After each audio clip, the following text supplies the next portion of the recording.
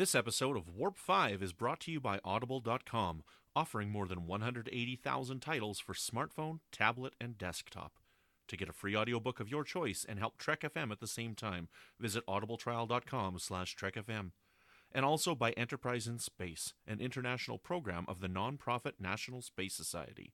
Find out how you can help science and education and become a virtual crew member aboard the NSS Enterprise Orbiter by visiting enterpriseinspace.org. And if you want to join in on the conversation and share your thoughts on this episode or any other, please join the Babel Conference, our listeners group on Facebook. Just type Babel, that's B-A-B-E-L, into the Facebook search field. We look forward to seeing you there. Hi, I'm Anthony Montgomery, Ensign Travis Mayweather on Star Trek Enterprise, and you're listening to Trek FM.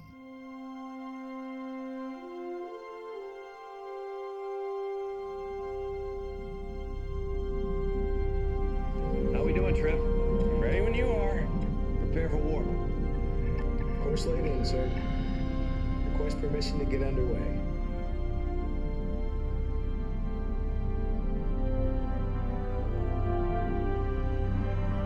Let's go.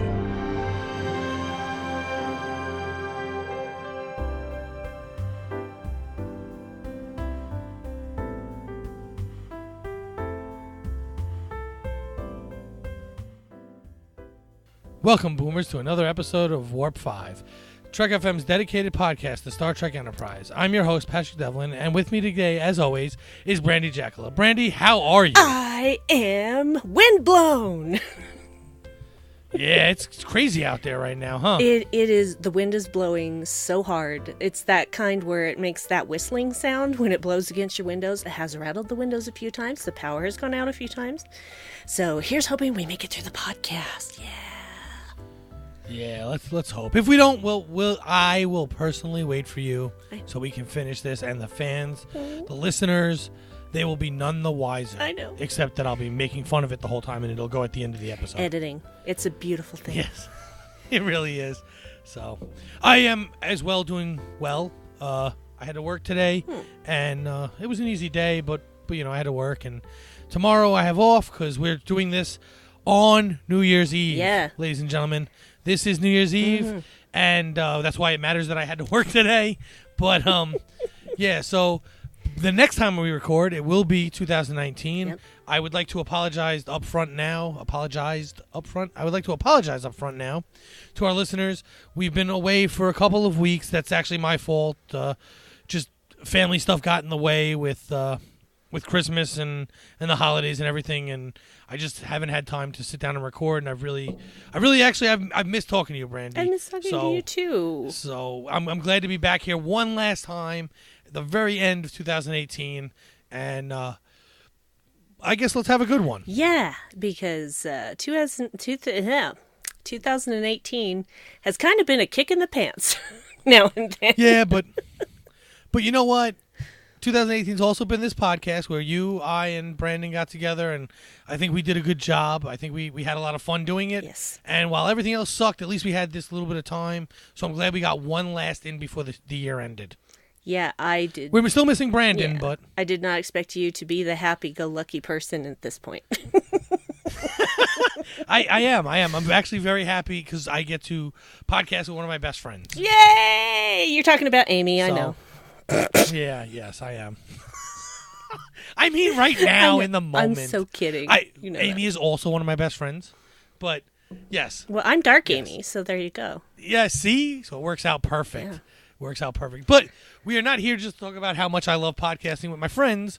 We are actually here to talk about Enterprise. And what we planned on doing this week, and actually what we planned on doing 3 weeks ago, was to build our own Enterprise video game. Oh, yeah. So not Star Trek Online, an Enterprise version or anything like that. We wanted to build our own game from the ground up, kind of what missions we think they should do, kind of, and, you know, a loose script for what we think a video game would look good in the Enterprise realm. Yeah. I guess, starting off, what generation would you go with for this video game? Would you make it a current gen? Would you make it an NES game? That's way too before it, but let's pretend it's not. hey, 8-bit gaming is making a huge comeback right now. It has been making a big comeback since Minecraft. So yeah, Yeah. there are things. I'll tell you what, my son loves playing the old Marios. Yeah. I enjoy playing the old things. They're a lot more frustrating from time to time, but but I still enjoy They are. them. Look, so here's how I look at that, because I've had this conversation with a lot of people, and the older games can be very much more frustrating than the current games, but the newer games kind of feel like a homework sometimes. And you're not really into the online world. You rather just play solo games. Yeah. So it's a little less of that homeworky feeling. But like if you play like a Destiny or whatever, you feel like, oh, I have to get on this week, or if I don't get on this week, I'm going to lose out on this or that, and it becomes very homework feeling. Even though I enjoy it, I have fun. It's just it's a lot of work. It almost becomes like a secondary job to some people, and for me that would be a third job, and if you count podcasting, a fourth job. So. Yeah. Sometimes it's nice to just kick back, sit down, play an 8-bit game, and just, when I die, I turn it off. Like, that's how it goes. This is why I generally don't play multiplayer games. Yeah, you're the smart one. Yes, I know. I'm not. Okay. All right. So, We can go at this one of many ways, but my personal feeling is in order to do the characters justice, I feel like it should be a current gen game. I was going to say that. Either current gen or the immediately, the last gen. Yeah. PlayStation 3, Xbox 360 gen, not anything farther back. Yeah. Even though they came out in 2001, which would have been, your PlayStation 1, but I think more of a current 1080p experience would be better. I want it to have its cinematic moments. Perfect. I completely agree. Yeah. So, all right, so let's just say we dump this in. Yeah, so we'll do current gen, including the Switch, because I love the Switch. Yeah. And I only say that because there might be a few things I want to add in that deal with a touchscreen. Okay. And I don't want to use the Wii U because most people hated it, even though I didn't. I didn't have one, so I can't say. I still have my old GameCube, though. So do I. I had the blue one. Which one did you have? I have a silver one. Oh, I'm so jealous. I really wanted that one, and they were sold out. Anyway. It's still my little buddy. I still play on it. I still have a Wavebird. What? I still have a silver Wavebird. What? Because you could use it for the Wii U. Oh. Yep. I had a Wavebird. Love that thing. Nice. So anyway, not the Wii U, the Wii. I'm sorry. Yeah. And I still played Double Dash. But anyway. All right, so we're going to go current gen. So PlayStation 4, Xbox One, Switch. Yes. Where in the series do you see this video game taking place? Well, that's where we can kind of mess around a bit because downloadable content. Okay, true. So additional content. Right. All right. So let's start with, where do you see the game starting in the series? I would think that we would go with probably the most adventurous of the seasons, which would be season 3, the Zindi War. Right. So I think the game should start off with showing the attack. Agree. Giving a little bit of backstory. Maybe not the opening scene be the attack, but like giving the backstory, a quick synopsis of who the characters are on the ship, and then the attack and their reactions. And I think in that cinematic scenes, when you first hit, start game, it should be that Trip's sister is dead.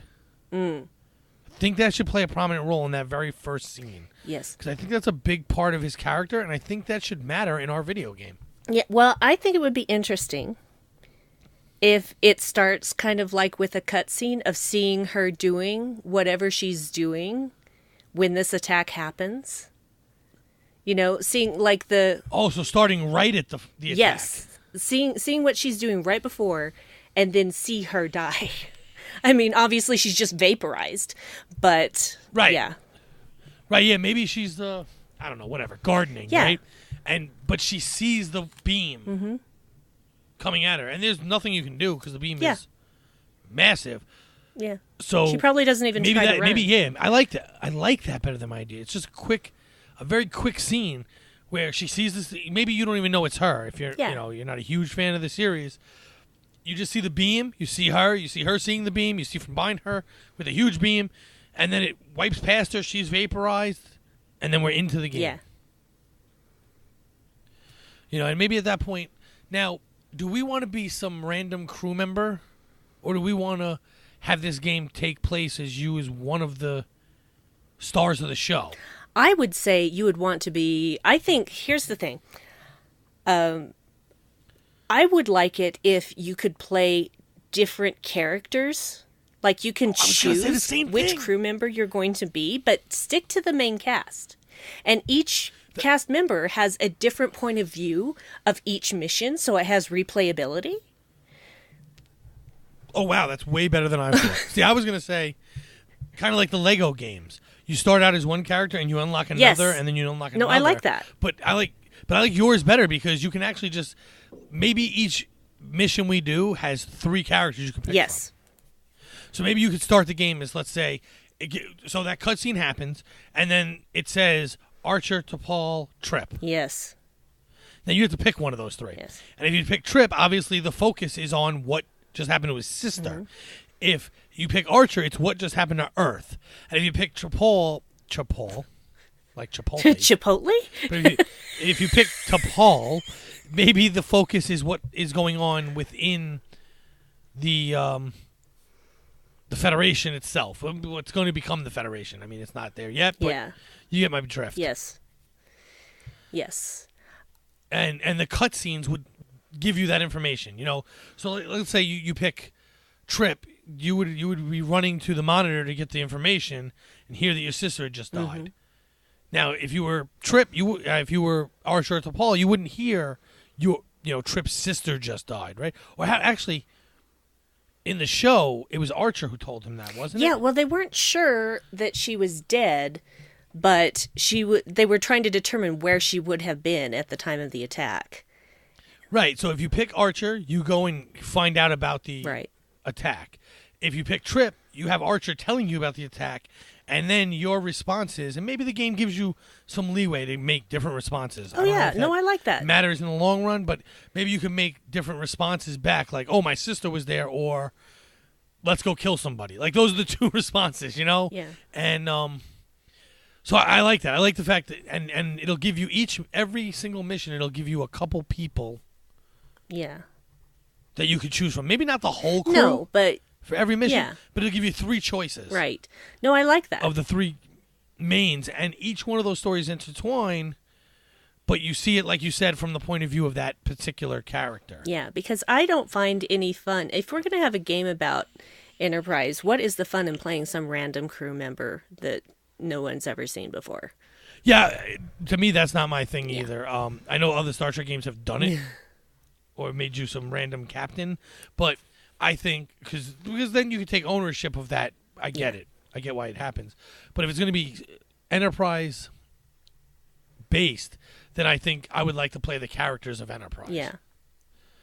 I think we should put into the programming of all this that whatever character you picked last, you can continue through, even if they're not necessarily a main character of the next section. Okay. So maybe like if you should so choose, you could play as Archer through the whole game. Okay. I like it. The only thing about that would be in the missions that he was not necessarily involved in, it would be very generic responses. I mean, we could say it would be great, but the program's got to program it, and it would be hard. I get that. Well, the reason that I think that that's interesting is because, well, and we were talking about this before the show, I've been playing Spider-Man, which I really enjoy, and you're not always Spider-Man.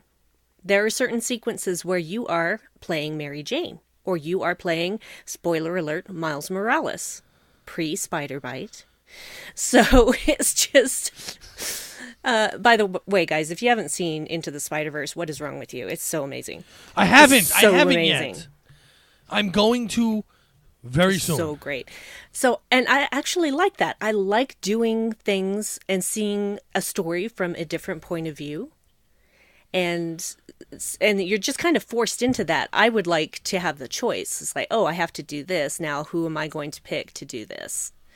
So Right. I like that choice. Not to say that I hate being forced into these things in Spider-Man. I don't. That's not it. But it's most fun to play Spider-Man, guys. Most fun. Spider-Man. Right. So, and then we're trying to bring that to this. So, an idea of where you can be other people. Yeah. But I like that kind of like the idea that we get to choose sort of who Yes. we get to be. Yes. Not just that the story dictates, all right, now your trip. Now Exactly. you're to Paul. I like that because So- it provides different experiences for the player depending on which character whose eyes they're looking through. Right. Right. And I think it gives you a way of changing the story a bit, Yeah. too. And Because now, not just like your perspective on the story, but for instance, if you play through his trip, the first mission, you can go back and play as Paul, and her responses to Trip could be different now, which may cause other things to happen. yeah, there should be consequences not consequences so much. That's not the right word.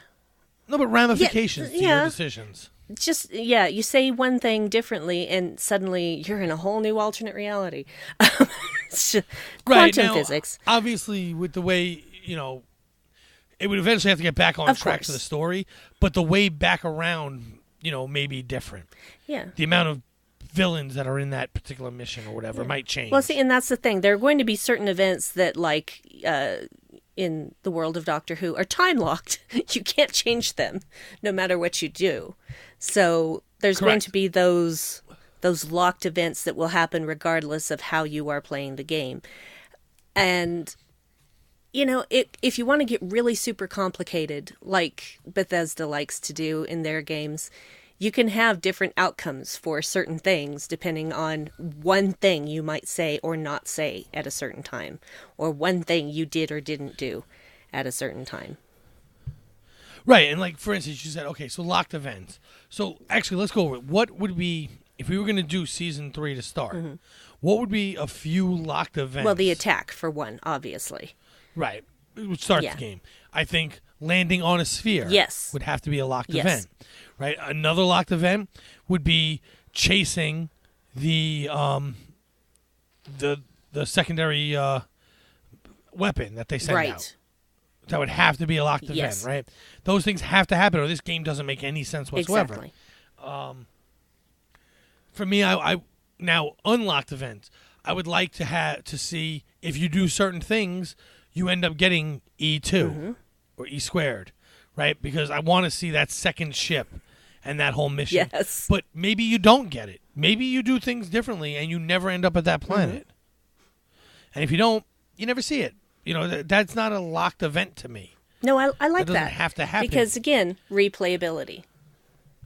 Right, and then, definitely not a locked event would be Fraggle Rock. I knew you were going to bring that up. I heard it in my head before you even said it.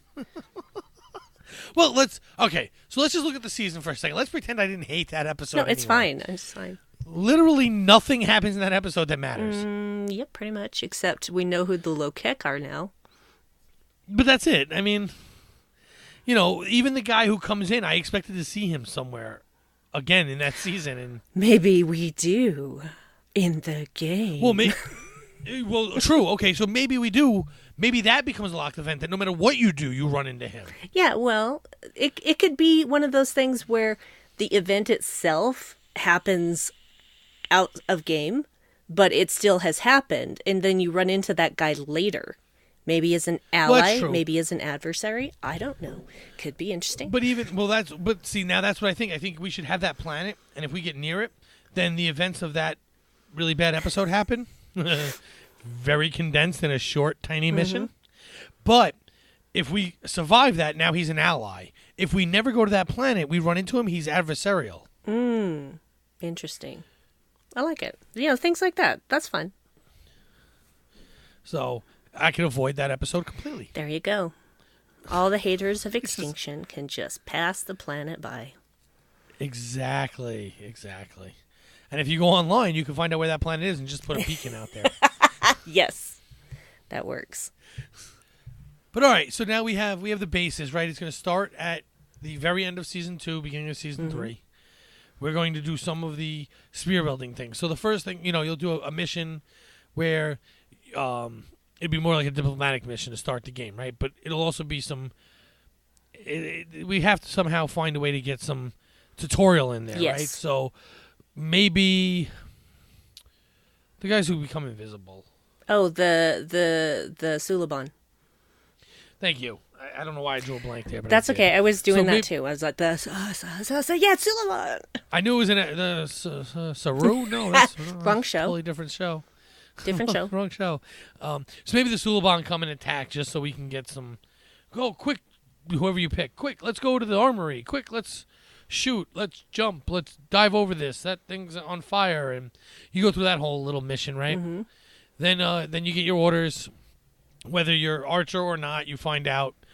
If you're Archer, you personally find out. If you're not Archer, Archer then tells you you're going on this mission. If you're Trip, you get the ability to say, we're not going to listen to any of that Federation garbage. We're going to just kill people. If you're not, you get to hear him say that. I guess another option would be he takes a different approach to that, but I don't think anyone would ever pick it. You'd be surprised. We'll give them the choice. And that might play out later. Maybe later on, he's given the chance to kill somebody and he doesn't. Oh, that should be a locked event too. Another locked event is when he Degra. Right. Maybe there's few things you can change about it, but you're definitely going to meet. Oh, Degra. of course you have to. So, since we talked about it a minute ago and I didn't think of it, but so now we have that all set up, and now we're going out on the mission. I think we shouldn't do a cutscene to anomalies. No. We should actually just have them run into. Yes.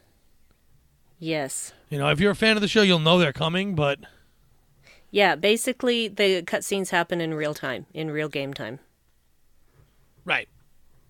I like it. So maybe the first time they hit an anomaly, we'll do a cutscene that shows something getting messed up, but not tell them about the anomalies. Let them run into one. And then if it's like PlayStation or Xbox, that can be an achievement for not hitting any all game, which would be virtually impossible. 'Cause Yeah. we'll send billions Well, of them that's out. one of the rare trophies. Yeah, ultra rare.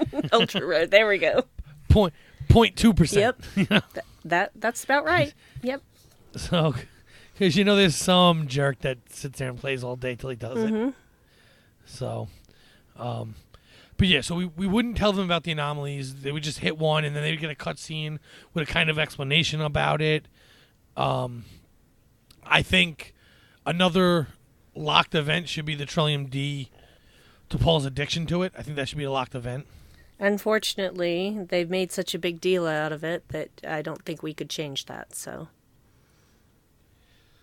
Yeah, but we could just ignore it. I mean, we could just not show it in game. But I think it should be there because I think that's a perfect time to get Phlox involved. Yep.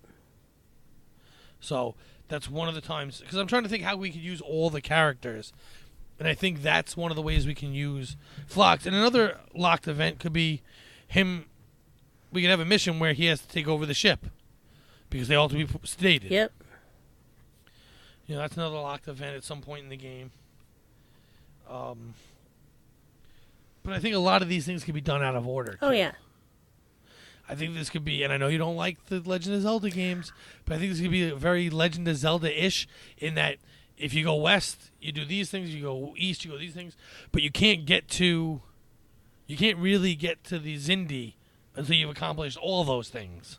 Yeah, well, that's similar to a lot of role-playing games, actually.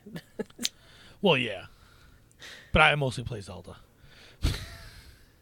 That's fine. Well, you're going to come into the Fallout fold soon, so you'll understand. Yeah, as soon as I can get time to play. Been able to do more time thinking about playing than playing. So, all right, so far we've gotten nowhere. We've gotten to our first anomaly. After traversing, let's say, we should run into those. I know it's not the same order that happens in the TV show, but we don't have to follow the show exactly.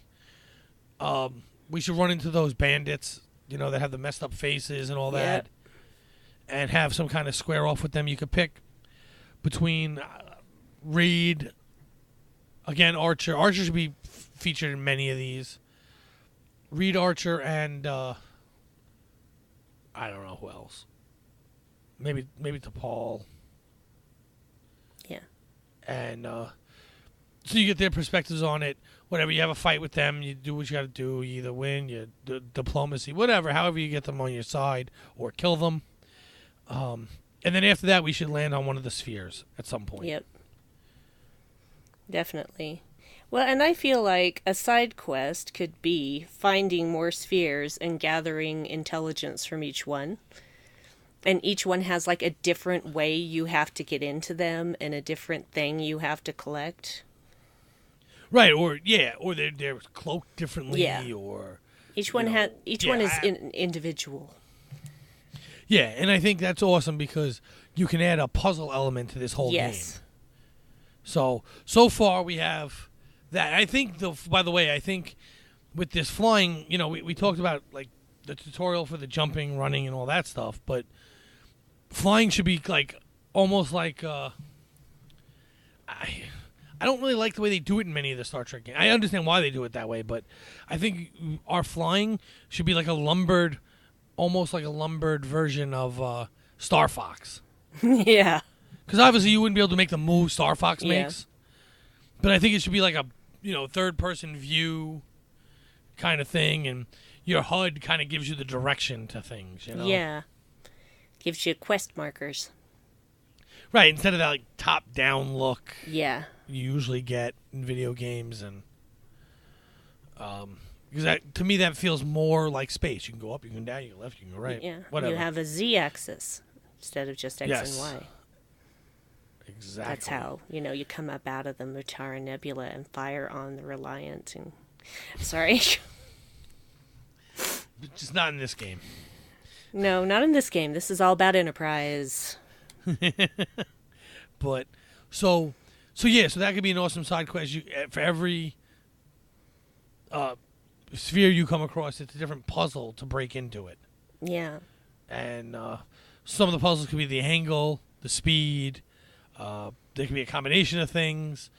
There could be frequencies you have to send to make them show themselves. All kinds of weird stuff, which is cool because if you do it that way, you can also then work Hoshi into all this. Yes. With the frequencies and stuff, because maybe she's cracking a code because she found out she's a code breaker. Yeah, well, and maybe Travis too, because maybe some of them require tricky piloting. Correct. So you got those two involved in side quests, so you can get more out of them. So where do we go from here? Not just side quests, but let's just say we want to move along the main quest.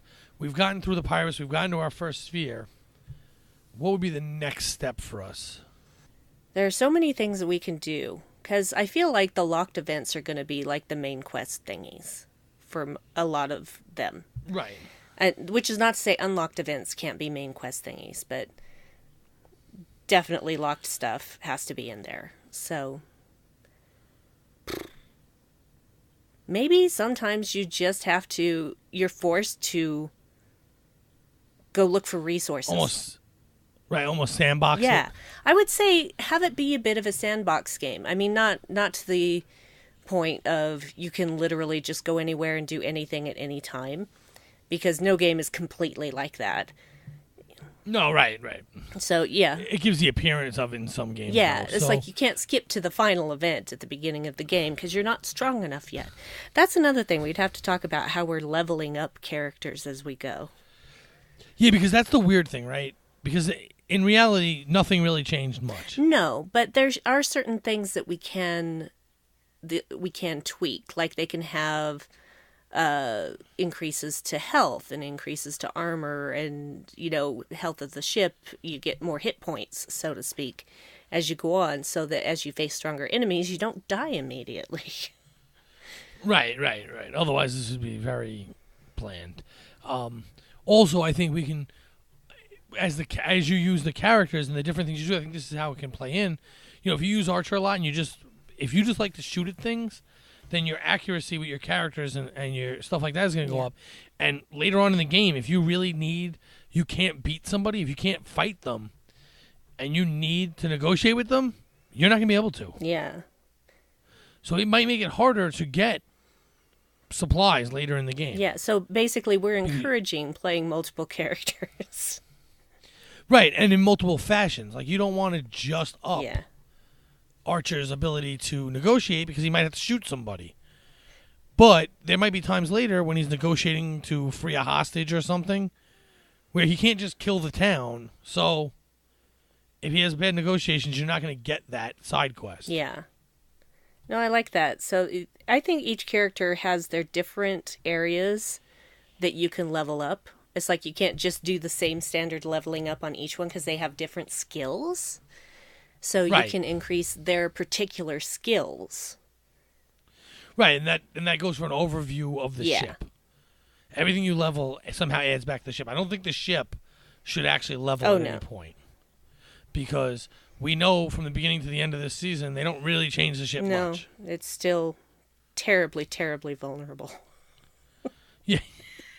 Blanket pulled overhead. Yep. It's about the size of it.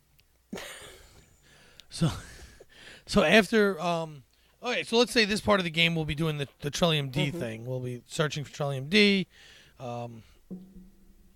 Oh, we missed a major point to start this game. We never went into the mines. The mines.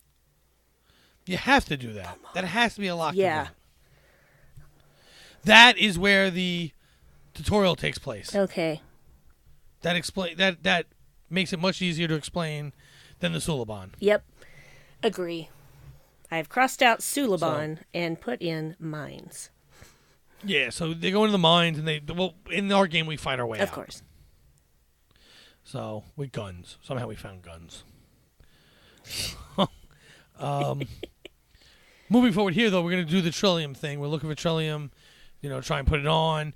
And if you pick T'Pol, maybe things start getting wonky and things don't make sense in your story. And, you don't know why. You can't understand it. And then you start figuring out, or if you're a big fan of the show, you figure out it's because you're a drug addict. Well... She couldn't help her reaction to the drug. She could help wanting more of it. So. Yes, but she becomes a drug addict, Yeah. and the rest of the game now will be you trying to find drugs. Yeah, it's kind of like when you're playing Dead Rising 2 and you have to get Zombrix every so many hours to keep your daughter from turning into a zombie. Stuff like that. Exactly. Except you're turning yourself into a zombie. Well, yeah. Little by little. Oh, I'm referencing a lot of video games today. Hey, it's a game about video games. Or a podcast about video games. Basically. So after we move on from the Trillium incident... I like it. The Trillium incident. I'm thinking this is the first time we should find actual Zindies to fight. Because really, the season would be a boring video game. Oh, yeah. We have to run into them more with fights. Space battles, land battles. Definitely, like, what's the word I'm looking for here? Random encounters. Yeah, absolutely. Going on throughout pretty much everything after the first time we land on a sphere. Right. And that's why they never can find Enterprises, because whenever there is a random encounter with a Zindi, excuse me, no one lives to tell the tale, or something. Exactly. Maybe they're always trying to keep one, don't kill them all. We'd like to question. Ah, damn.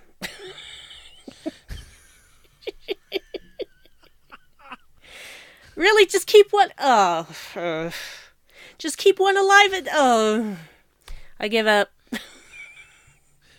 Forget it. Just forget it. Forget it. Just slaughter them. It's fine. So after slaughtering and maiming as many Zindi as we can find, which is a way to build experience. Yeah, and which do you think they Travis. should come in contact with first? The reptilians, because they're the most aggressive?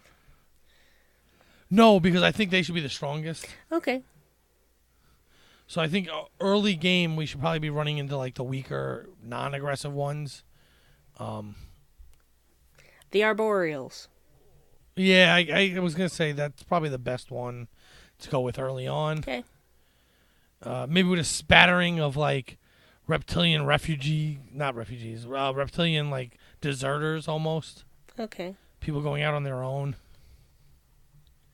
But we could even early game, we could find like just random other species. Oh yeah, there's so many different species in the Expanse. Right, so they could just be them being annoyed that we're there. Oh yes. And taking shots. It's a very unfriendly place. Yes, nobody likes anybody. Everyone's stealing everything. Yep. And but now all right, we've gotten through a few stages here. We've figured out that Charlie MD is not going to work for us because it'll kill T'Pol. Yep. And so we start.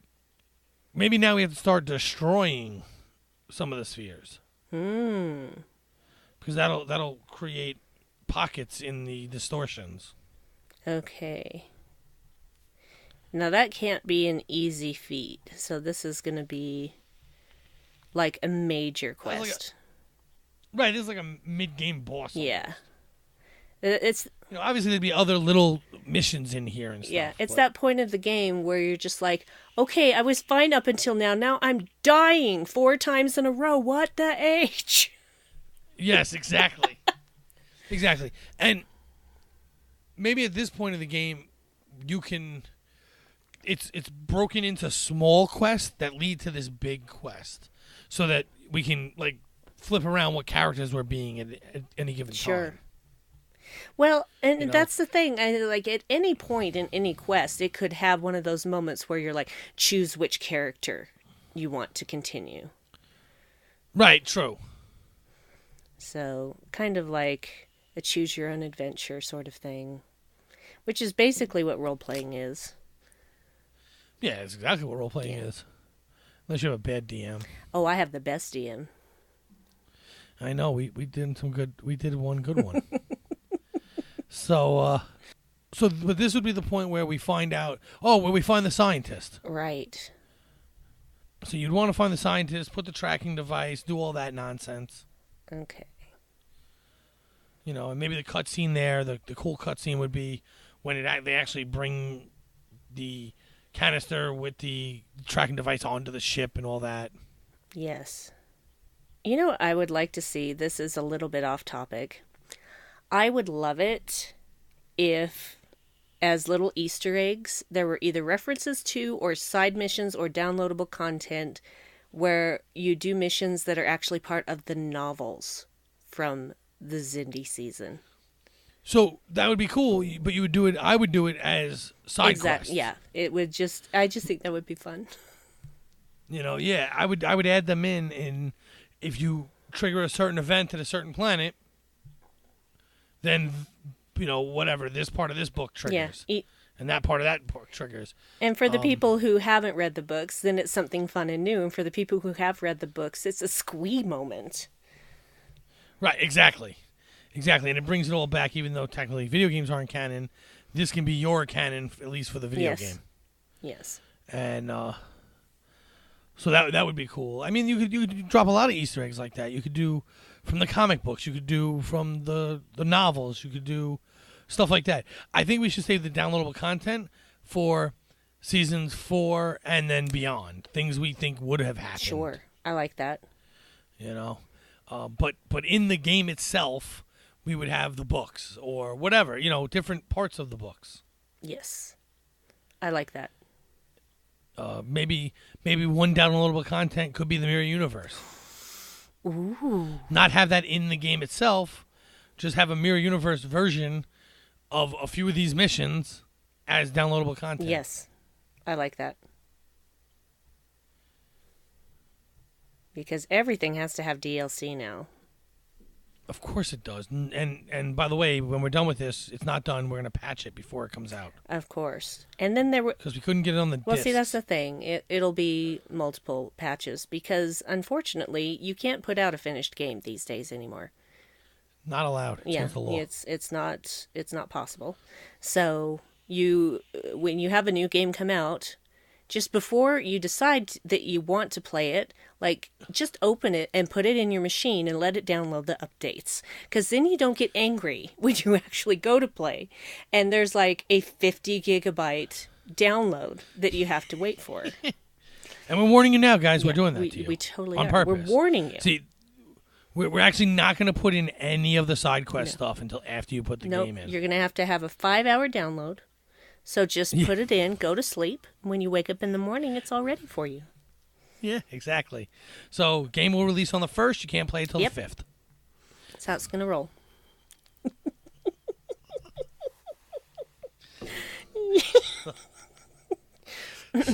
And if that's not frustrating enough to not buy this game, I don't know what is. Hey, that's all games these days.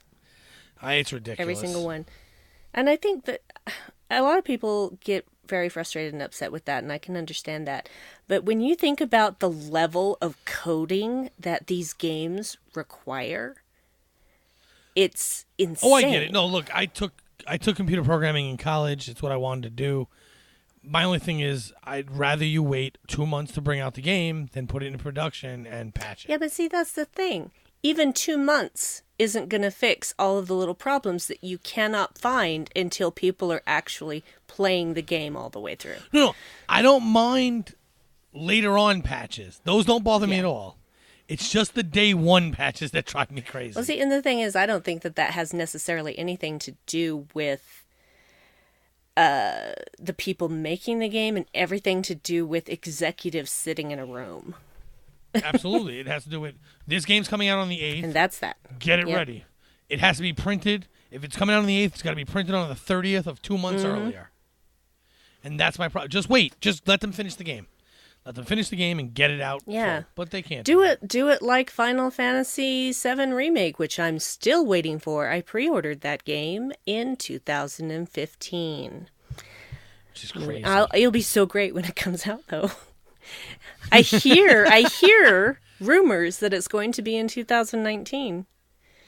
Yeah, or it'll be on an optical device that sits in front of your face because that's the only systems we have at that time. But those give me such weird vertigo. I don't want that. I don't want that. So, but our game will not because it's not ever being made. But it was fun going off on that tangent. Yes. So now that we have the tracker, this is where we can kind of split off and we can maybe do the E2. You know, that might happen if you go one way, or you might end up going another way. Whatever, you eventually work your way back to seeing the Zindi weapon leave. Mm-hmm. Now, I think this is where we should absolutely change course from the show and just, if you destroy it, you win the game right then and there. Nice. I think it should be really, really ridiculously hard. If you fail, if you make an attempt and fail, you die in flames. That's in it. Flames. Bye-bye. Literal flames. And for the people who play it at first, it erases your save. Oh no, that's mean. Make it a real risk to go after that thing and not try and smarten up to getting rid of it instead. So you want to punish people for trying to destroy the Zindi weapon? Yep. Okay. I didn't know you could be so vindictive. I can be horrible. Because I think if you do that, look, if we could sit down for months like real video game writers and designers do, we would have so much content for side quests that if you didn't do it, I want to force you to almost do it. So the first couple guys that get to that point and die, they'll warn everyone else on the internet not to do that. Right. They'll also hate us and curse us on the internet, but whatever. That's okay. Wouldn't be the first time. Yep. I've lost saves before. There was one time, well, it happened multiple times, but after it happened the first time, I was expecting it in multiple replays. But there's a game on GameCube called Eternal Darkness, which is one of the best horror games I have ever played. And you have levels, of course, of your health and your magic, but you also have a sanity level. And when your sanity starts to get low, weird stuff starts happening. Weird stuff. Yep, I remember that game. I loved it. Yeah, one of those, if I can remember correctly, was your screen going black and then acting like it was deleting all of your data on your memory card. They did that in one of the Metal Gears, too. And then it goes back to the game and you're like, Oh! Thank you. No, we won't pretend. You're done. Yeah. Well, maybe, all right, maybe it doesn't delete your whole save data. Maybe it knocks you back. Yeah. To a checkpoint many, many, many minutes ago. Right. You have a lot of ways to go, though.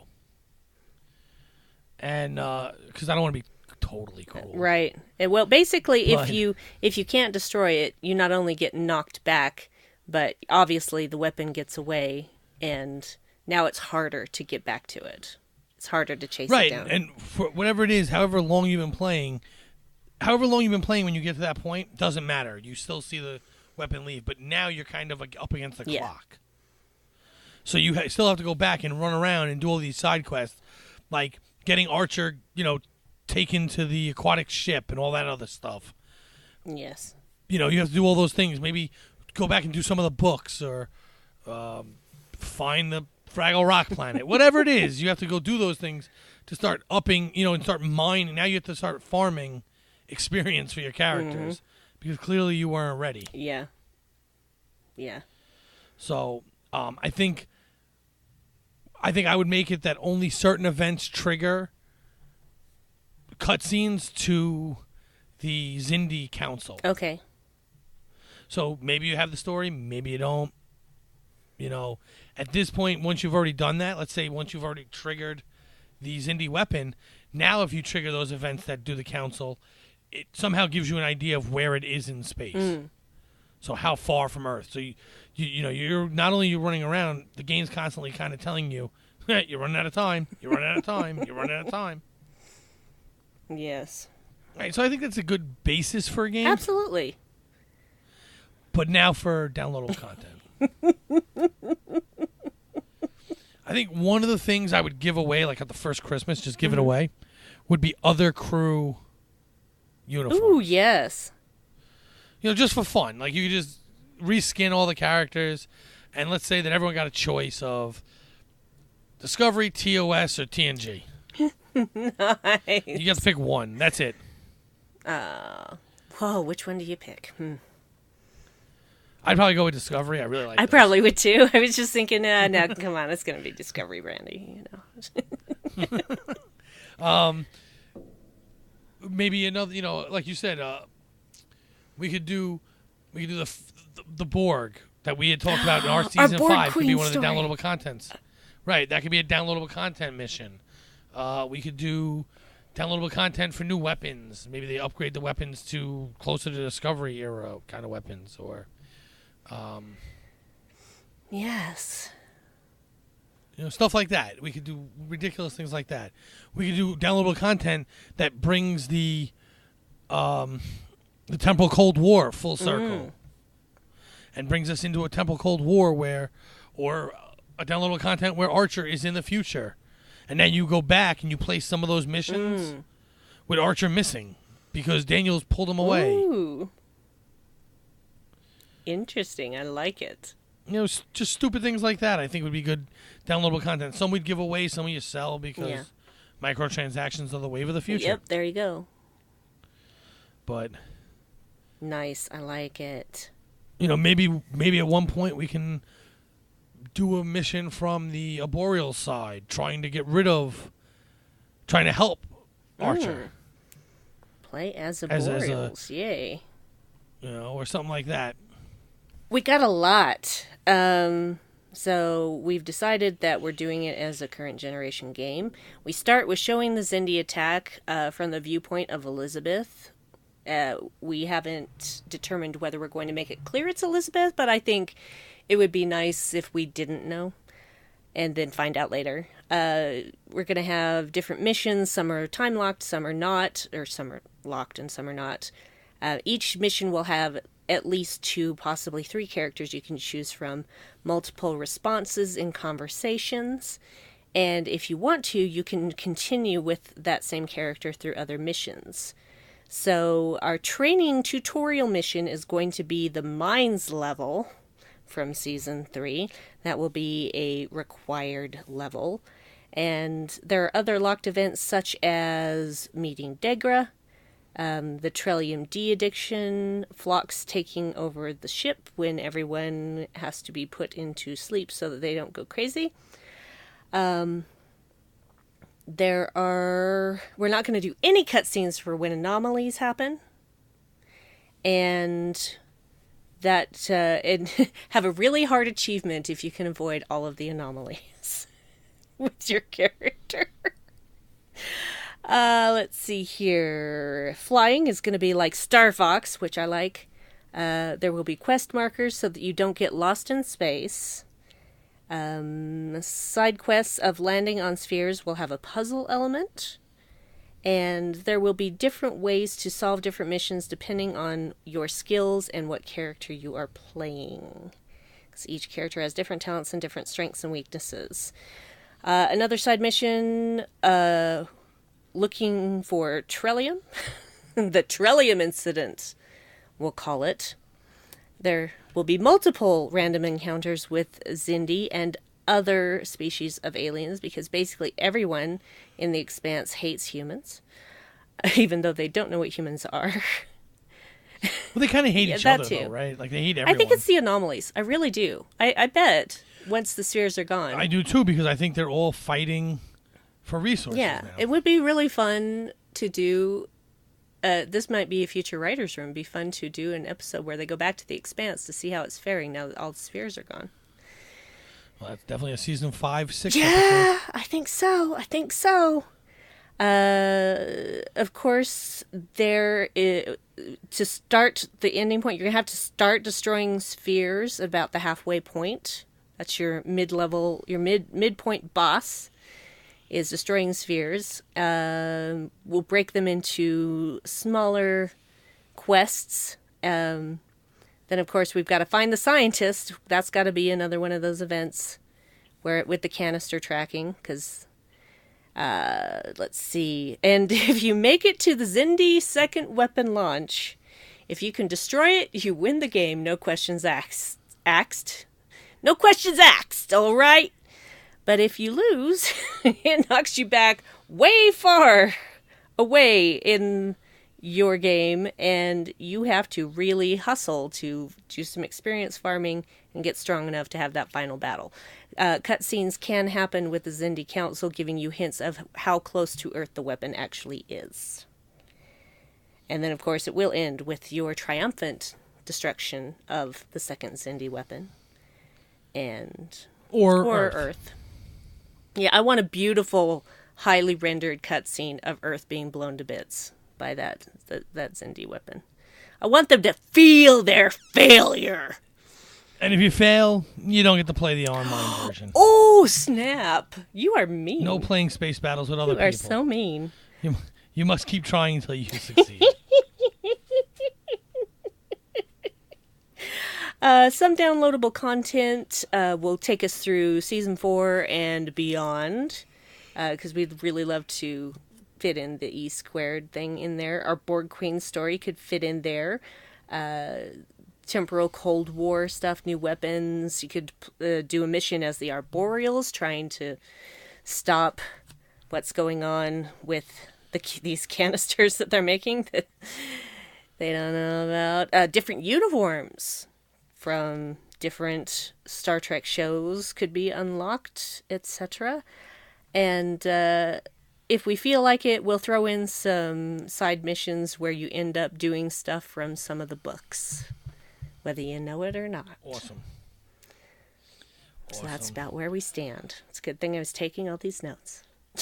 Yeah, you're a great note taker. Thank the Lord, because I'm terrible. I'm so bad at note taking. That's okay. It's just a common skill that I have honed for many, many years now. That's come in really handy with all our writers' rooms, too. Yeah, I'm good at it.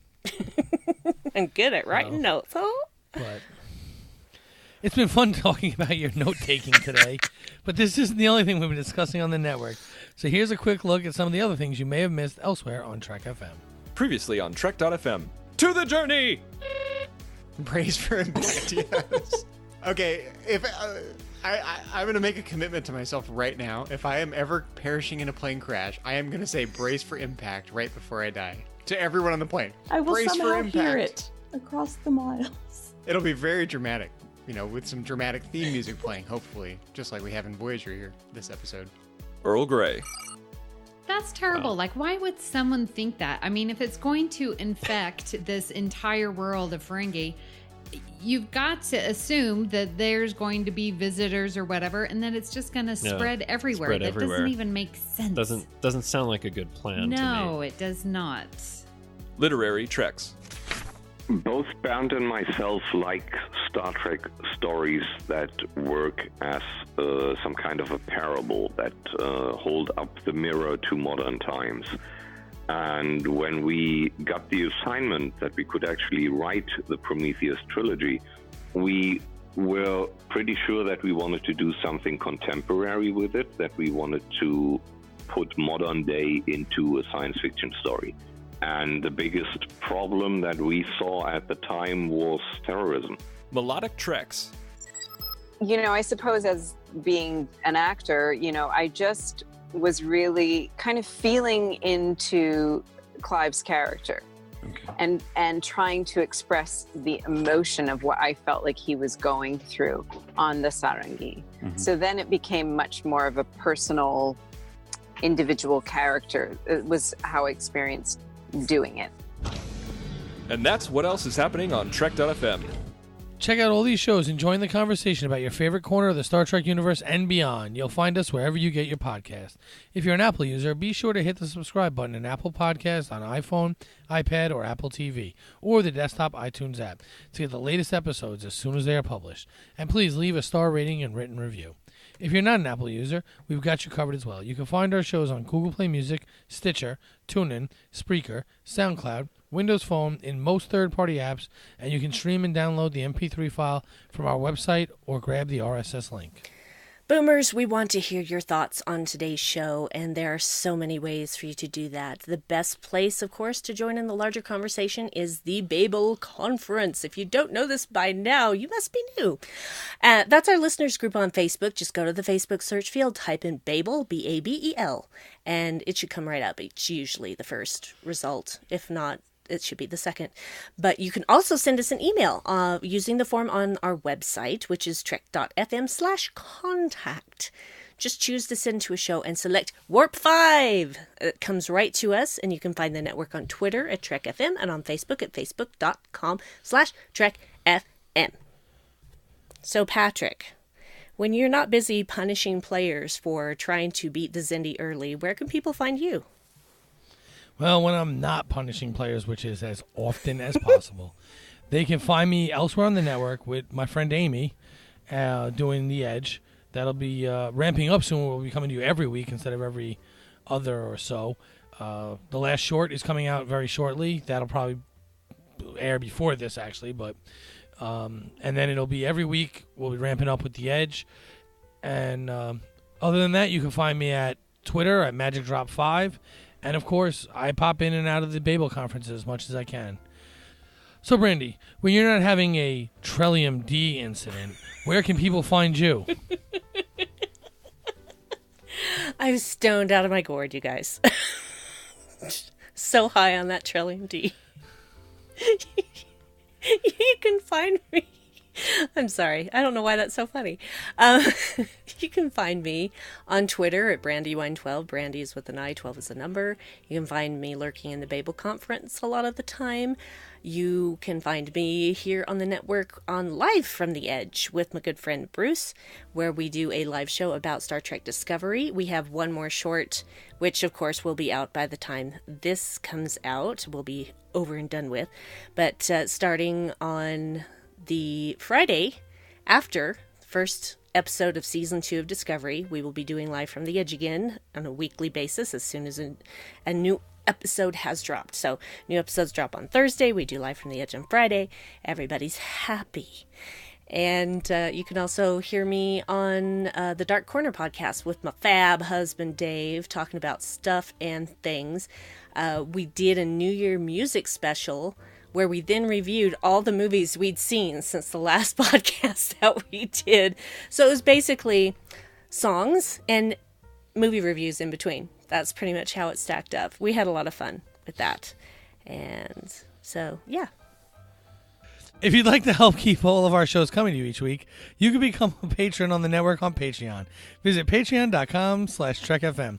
That's patreon.com/TrekFM to get all the details. Perks include early access to episodes, exclusive content, producer credits, and more. Available through our special patrons website, Patron Zone.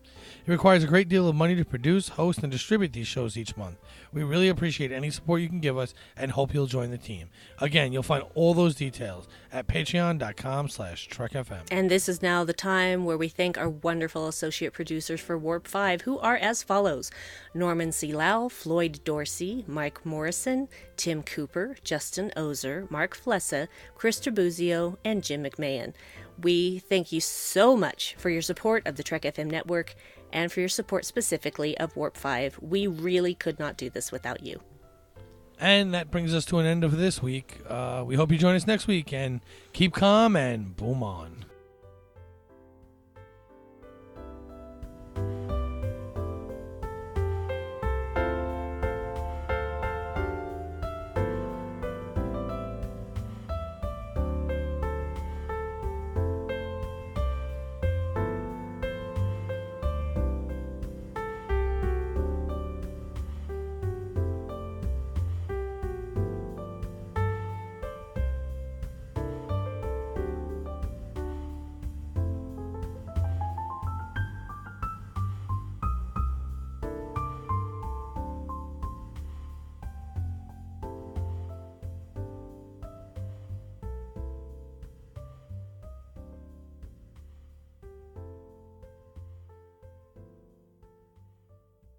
Welcome, Boomers, to another episode of Warp 5, your Star Trek... Oh.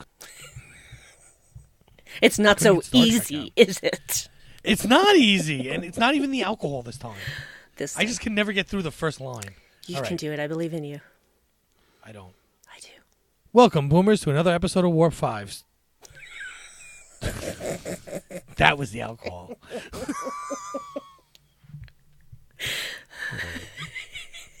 The technical way to pluralize that would be I keep forgetting Warp to Spy. say Trek FM.